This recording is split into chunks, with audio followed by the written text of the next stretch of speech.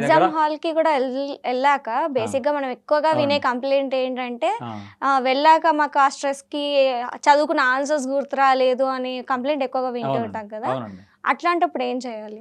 ఇక్కడ మీరు అడిగిన పాయింట్ బాగుంది. ఇప్పుడు చెప్పిన పాయింట్స్లో ఎవరైతే లేటుగా వెళ్తారో సెంటర్కి, ఎవరైతే పేరెంట్ కంగారు పెడతారో, ఎవరైతే టీచరు అడవాడు చేసి అప్పుడప్పుడు చేస్తారో, నెగ్లిజెన్స్ అండి, ఇంట్లో అయినా బయట అయినా ఎవరైనా సరే, దాన్ని అవాయిడ్ చేయడానికి గంటన్నరని చెప్పాను మీకు ఇందాక.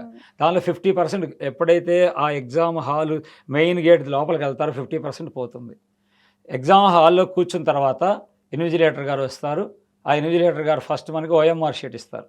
ఇది పిల్లలకు తెలియదు.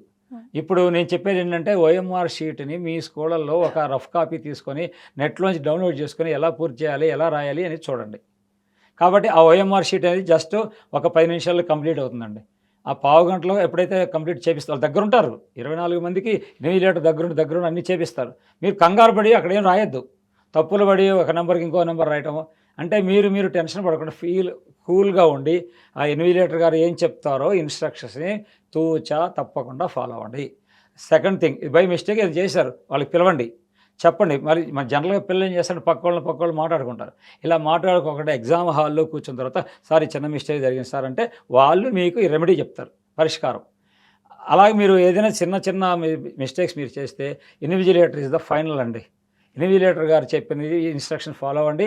వాళ్ళు ఎలా చేయాలి, ఇక్కడ రాయమంటే రాయాలి, నెంబర్ వేయాలి, సంతకం పెట్టాలి, వాళ్ళ సంతకం పెట్టాలి. వాళ్ళు చేసే ప్రాసెస్కి ఒక హాఫ్ అన్ అవర్ ముందే ఉంటారండి. అందరి దగ్గర వాళ్ళు వస్తారు, ప్రతి స్టూడెంట్ని వదిలిపెట్టరు. అందరు ఏం రాశారు ఓఎంఆర్ షీట్ తీసుకుంటారు. ఆ తర్వాత క్వశ్చన్ పేపర్ ఇస్తారు. ఇప్పుడు మీరు చెప్పారే ఆ స్ట్రెస్ అనేది, ఈ ప్రాసెస్ అంతా కూడా ఇన్విజిలేటర్ గారు చేసేస్తారు. స్ట్రెస్ తగ్గించడానికి వాళ్ళతోటి ఆ పనులను చేసేస్తారు.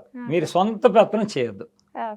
నా humble request all the Telangana Andhra స్టూడెంట్లో ఉన్నటువంటి సెంటర్స్లో రాసే లక్షల మంది స్టూడెంట్స్కి ఇచ్చేటువంటి ఒకటే గైడ్లైన్స్ అడ్వైస్, నువ్వు తొందరపడి ఆ ఓఎంఆర్ షీట్ని గందరగోళం చేయకు. నీకు చదవటం రాకపోయినా రాయటం రాకపోయినా దాని గురించి రండి మేడం అంటే వాడు వస్తారు. సార్ అంటే వాళ్ళు ఎలా చేయాలి, ఏం చేయాలి, మొత్తం ప్రాసెస్ మొత్తం వాళ్ళకి ట్రైనింగ్ ఇచ్చారు ఆల్రెడీ. 1-10 సార్లు వాళ్ళు ట్రైనింగ్ తీసుకొచ్చారు. పిల్లల దగ్గర కూర్చొని వాళ్ళు చెప్తారు, ఇలా చేయండి అమ్మా, ఇలా సంతకం బాక్సులు ఉంటాయి, దాని ప్రకారం కంగారు పడాల్సిన అవసరం లేదు. ఓఎంఆర్ షీట్ అంటే ఏదో పెద్దదేం కాదండి, ఒక్కరోజు చేస్తారు, మిగతా అలవాటైపోద్ది. అందుకని మిమ్మల్ని అక్కడ ఎగ్జామినేషన్లో వాళ్ళు అరగంట ముందు రమ్మంటారు, మనం గంట ముందు ఉంటాం అక్కడ. ఆ ఈక్వేషన్ మీరు ఫాలో అవ్వండి చాలు.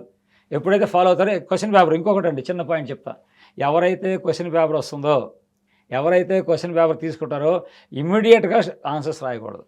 ఫస్ట్ థింగ్ స్టూడెంట్స్ చేసేటువంటి బ్యాడ్ ఏంటంటే, చెడు పనులు ఏంటంటే, వాళ్ళ స్కూల్లో చేసుంటారేమో, వాళ్ళ టీచర్లు చెప్పినా కూడా వినరు కొంతమంది, అందరు కాదండి కొంతమంది వినరు. ఇప్పుడు ఏం చేయాలంటే, మీ క్వశ్చన్ పేపర్ చేతికి ఇచ్చారండి, ఆ చేతికి ఇచ్చిన తర్వాత క్వశ్చన్ పేపర్ క్షుణ్ణంగా చదవాలి. ఫస్ట్ క్వశ్చన్ నుంచి, ఫస్ట్ సెక్షన్ నుంచి, ఫస్ట్ క్వశ్చన్ నుంచి ఏమి ఇచ్చారు చదువుకుంటారు. చదవడానికి 15 నిమిషాలు టైం ఇస్తారు. 3 అవర్స్ అండి ఎగ్జామినేషన్. కాబట్టి ఈ చదువు పేపర్ని చదివితే, ఇందాక చెప్పే చూడండి, మీకు ఒక్క నిమిషం కూర్చొని కళ్ళు మూసుకొని మౌనంగా ఉండండి, ఫ్రీగా ఉండండి. ఫీల్ ఫ్రీ అంటాం మనం, టెన్షన్ ఉండదండి, ఫ్రీగా ఉంటారు. ఎందుకంటే ఆ కూర్చుని కాసేపు పీస్ఫుల్గా ఉండండి. అక్కడ ఫ్యాన్ ఉందా, ఏముందా ఇవన్నీ నీకు అనవసరం. నీ టేబుల్ నీకు కన్వీనియంట్గా ఉందా లేదా చూసుకోండి. తర్వాత వాళ్ళు ఓఎంఆర్ షీట్ ఇచ్చి వాళ్ళ వరకు వాళ్ళు చేసుకెళ్తారు. నెక్స్ట్ క్వశ్చన్ పేపర్ ఇస్తారు. ఆ క్వశ్చన్ పేపర్ ఇవ్వగానే నీకు 15 నిమిషాలు ఇస్తారు. ఆ ఇచ్చినటువంటి క్వశ్చన్ పేపర్ని 1 to ఫస్ట్ నుంచి లాస్ట్ వరకు చిన్నగా చదవండి. ఒకసారి చదువు, 2 సార్లు చదువు, 3 సార్లు చదువు, ఆటోమేటిక్గా నీకు తెలిసినవి వస్తాయి. ఎందుకంటే సంవత్సరం మొత్తం చదివి ఉంటారుగా, ఎన్నో ఎగ్జామ్స్ రాసి ఉంటారుగా. ఎప్పుడైతే మీరు ఫీల్ ఫ్రీ అవుతారో, టెన్షన్ లేకుండా మైండ్ ప్రశాంతంగా ఉంటుందో, కూల్గా ఉంటుందో, అలాంటప్పుడు పేపర్ చదవగానే నీకు తెలిసినవి ఉంటాయి. కొంతమంది పిల్లలు తెలిసి తెలియక దాన్ని ఏం చేస్తారంటే క్వశ్చన్ ఎమ్మటి రాసేస్తారు ఆన్సర్. అట్లా రాయకూడదు. ఫస్ట్ రోమంలో ఏమున్నాయి, సెకండ్ రోమ్లో ఏమున్నాయి, థర్డ్ రోమ్లో ఏమున్నాయి, మొత్తం చదువుకొని వాటిలో ఏది విచ్ ఈజ్ ఈజియెస్ట్, నీ మైండ్కి ఏది ఈజియెస్టో రాయాలి. కాబట్టి ఇక్కడ ఫస్ట్ స్టెప్పే నీకు సక్సెస్ అవుతుంది. క్వశ్చన్ పేపర్ చదవకుండా ఎలాంటి ప్రయోగం చేయొద్దు. సపోజ్ చదివారు, యావరేజ్ స్టూడెంట్ గురించి చెప్తున్నా, బిలో యావరేజ్ స్టూడెంట్. ఇక్కడ మనం స్లో లెర్నర్స్ అనకూడదు, డల్లర్ అనకూడదు, స్లో లెర్నర్స్ అనాలి. స్లో లెర్నర్స్ విషయం వచ్చేటప్పటికి పేపర్ చదువుతారు, అడావిడ స్పీడ్గా కంగారు చదువుతారు.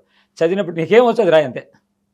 నీకేమి వచ్చు, ఏమి చదివావు, దానికి సంబంధించి రిలేటెడ్ ఆన్సర్స్ని ఈజీ ఆ ఈజీ ఉన్నదాన్ని మైండ్ పెట్టుకో, అది రాసేసి.